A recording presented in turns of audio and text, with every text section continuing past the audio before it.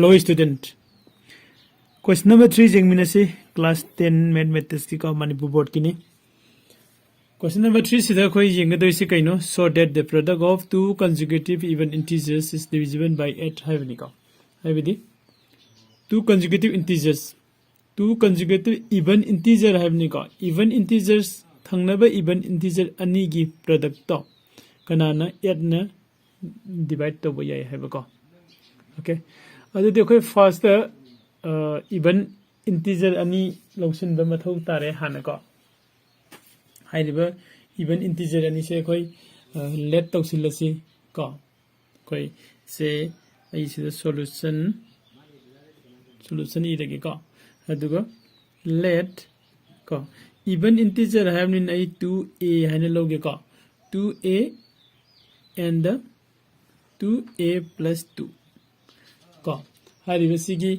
2a and 2a plus 2 से अखोय even integer ने lower से को करम इवन इंटीजर ओइदिनो को मासे b any को any नसागी अखोय क्वेश्चन द हारिबा two consecutive even integers को even integers यारे को 2a ga 2a plus 2c ga अखोइना Kanan हेलोर से इवन इंटीजर ने को अदुदि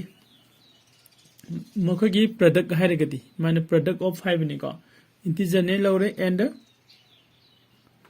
कैलानी देयर प्रोडक्ट दि मखगी प्रोडक्ट को आदि देयर प्रोडक्ट सिना अखोइ 2a को into 2a plus 2 याको even integers ngachagi two consecutive even integers ko 2a ga aduga 2a plus 2c ga ne lore ko adui matung da ngachagi two consecutive even integers ani sigi product se 2 ko equal to 2a into ko 2a plus 2 sina ko gi magi product ni haina lore se ko okay adudi ताबद खोने young जाइसे कइनो S पर इक्लूड्स को division lemma आई छने सामने इगे को S पर इक्लूड division lemma की मतुंग इन करी हाबो को इफ a and b से करी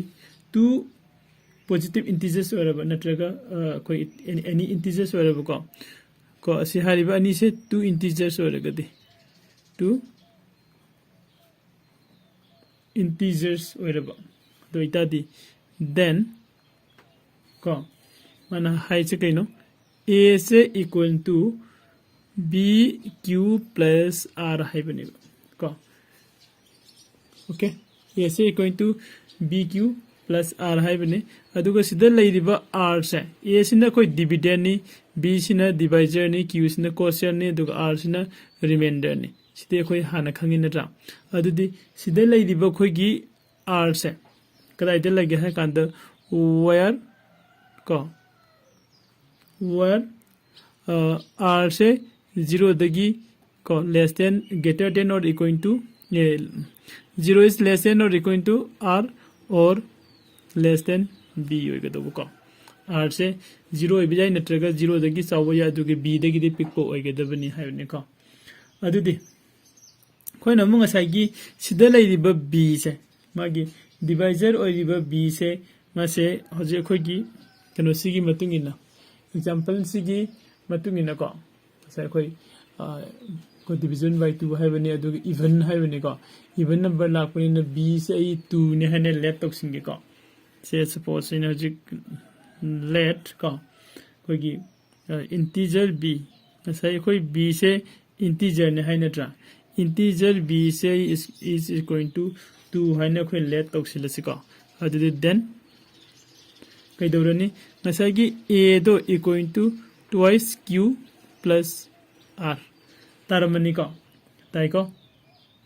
अदुगा एंड कोई सी मखा ताबद कोई लाल कई लग जाए दुईटा डी को ꯑꯗꯨ ꯑꯣꯏꯇꯥꯔꯗꯤ ꯑꯩꯈꯣꯏ ꯀꯩꯗꯧꯕ ꯉꯁꯥꯏ ꯑꯩꯈꯣꯏꯒꯤ ꯕꯤ ꯀꯩꯅꯣꯁꯦ ꯑꯩꯈꯣꯏꯒꯤ ꯂꯩꯔꯤꯕ ꯀꯩꯅꯣꯁꯦ ꯑꯩꯈꯣꯏꯒꯤ ꯀꯔꯤꯕ ꯑꯦ ꯉꯁꯥꯏ ꯑꯩꯈꯣꯏꯅ ꯂꯧꯁꯤꯟꯈꯤꯕ ꯏꯟꯇꯤꯖꯔ ꯑꯦꯗꯣ ꯀꯣ ꯏꯟꯇꯤꯖꯔ ꯑꯦꯁꯦ ꯀꯅꯥ ꯀꯅꯥꯒꯤ ꯐꯣꯝꯗ ꯂꯩꯕ ꯌꯥꯏ ꯍꯥꯏꯔꯀꯥꯟꯗ ꯀꯣ ꯁꯤꯗ ꯑꯃꯨꯛ ꯍꯥꯏꯔꯁꯤꯗꯗꯤ ꯀꯣ ꯁꯤꯐꯥꯎ ꯂꯩꯔꯦ ꯗꯦꯟ ꯗꯤ integer a से को कना कना की फॉर्म द लेबे जाए is of the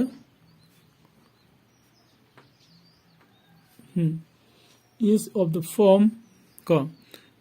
2q की फॉर्म द लेबे जाए कर्म मतम दा r ना 0 ओइबा मतम दा को r 0 ओएगा दी 2q मोएनी a से को अदुगा अतोपा मने करी and करी ओइबा जाए n हाइगरा और ओइना हाइसिको और नत्रगना 2q plus 1 ओइबा सुयाई कर्म मतम दा r ना 1 ओइबा मतम दा r 2 ओइबा दिया देखो कईगिनो हाइगदी b से 2 ओइबनिना को सिबाव लेरे अदु देखो ना साइकी लाई से कइनो कोने लाई से इंटीजर a से is the form of 2q and the 2q plus 1 सिबाव लाखरे को सिगी मखा ताबदी कोई ला से if a से ना equal to कना का मानबा 2q का मानबा मतम दा माई प्रोडक्ट से क्या ताबनो जिंग असिबो को माई प्रोडक्ट से को 2a into 2a plus 2 है बनी नट्रा सीधे क्या तारे 2a a की जगह सीधा कोई 2 into 2 को 2q ला असी को a की जगह सीधा अदुग ब्रैकेट में नंगदमु 2 into 2q को अदुग plus 2 ने लाइको याइको अदुग सिगी मतुंग ददी equal to 2 to the 4q तारे को अदुग मनुंग द क्या लेरबा सिदा 4q में लेरे plus 2 में लेरे को अदुदी होरेन सिदगी 2 म खोय कमल लौथरोपा याब्रा याइको 2 म कमल लौथरोसी 4 into 2q हेलसी अदुगा मनुंग ददी 2q लेहोरनी plus 1 को अदुदी हारिबा सिगी कंडीशन सिदा खोनि जेंगबदा 4 into 2 दी क्या लेरबा 4 into 2 दी 8q लेरे को 8 लेरे अदुग 8q 2q plus 1 को अदुदी ngसागी सिगी 8q को 8q 2 की q से लेसिदा q दगी ना को q2 plus 1 सिबाउसी एनी कोगी नंबर अमु ओरकप मतमदा को हाइदि सिगी मसिंग पुलअप से जेंगगसु सिउजी अखोइना सिदा इनटू लोइना लेबनि मल्टीप्लाई ngakतनि मल्टीपल ngakतनि को अदुना सि मल्टीप्लाई ngakतो ओबनि सिदा अखोइना 8 ना डिवाइड तब याई हाइसे यारगद्रा कोइ क्वेश्चन दा हाइगिबो से डिविजन बाय 8 हाइसे को यारनि को करिगी सर खोइ सिदा 8 into को xyz हाइरोने xyz ओइनिंगबम ओइरसुनो 8 ने डिवाइड तब 8 के कथनबा याई सिने रे कनो ओइहोगनि को याइको चिन्हय मागी क्वेश्चन ओइहोगनि अदुदी सिगी मसिंग से खोइ 8 ना को डिविजन ओइरे हाबसे यारे को अदुदी खोइ डिविजन बाय 8 थाइन इसिदे इरंगे इट इज साइगरा व्हिच इज साइगरा हायरसि को इट इज को डिविजन बाय 8 यारे को डिविजन बाय 8 अदु नेक्स्ट खोइ कनो जेंगसि हजकी खोगी सिने खोइ a सिने 2q ओइबगिनि को अदु a से खोइ a से खोइ if को a से इक्वल टू 2q plus 1 सिगी 2q plus 1 सिमु येसि को ए 2q plus 1 अते 2q plus 2 नि को इवन नंबर ओइबगी सुमब्राइसा कदाइदन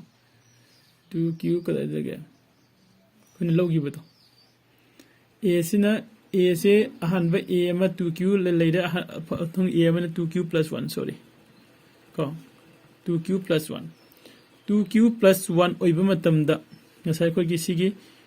2a magi product से 2a plus 2 से अमु हल्लगा कोई 8 की डिविजिबल ओइबरि जेंगसि को अदु दिस इज द 2 दि लेजरे a की जगह ते करी लाए 2q plus 1 को अदुगा मनुंग द मुखै लासी दला कांदे 2 म लेरे को 2 aduga 2q plus 1 ko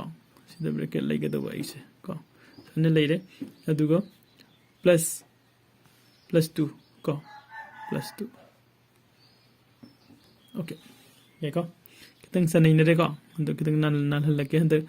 sida 2 leijre si aduga 2q plus 1 am leijre ko bracket manung sida masai ki si bracket se hangdok si 2 ga 2 ga into to di 4q tare ko aduga plus 2 matare aduga sumna kandana okay si so kasi aduga plus 2 masai lai si eko dudi next koi mu jeng phajai se kaino equal to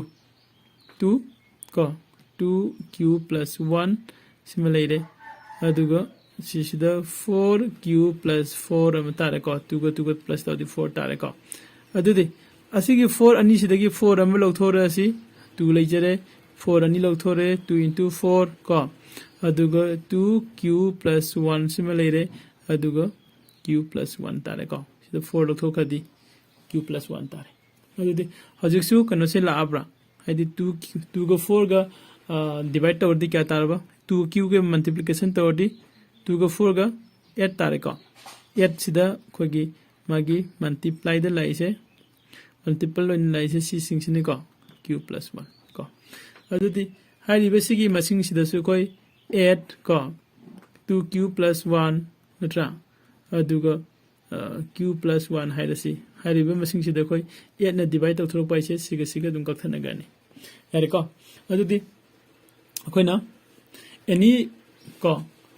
the product of two consecutive even integers have ko hariba product of kano se kogi product of two consecutive even integers ko hariba sigi magi product sida kogi thangnaba integers even integers ani gi product sida kano sina 8 na divide to yai hai se koi khange ko adudi last ta koi kano se piramasi ko kogi region this ko this ka sagi question dum isilo mathak teido the product of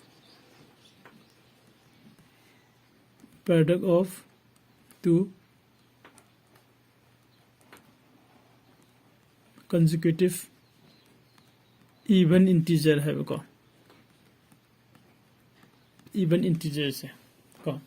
is divisible by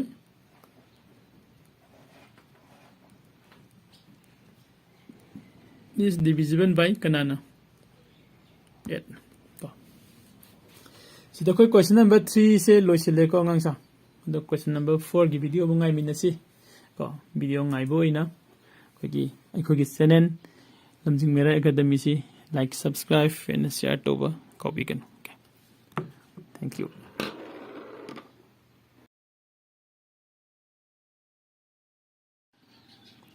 hello student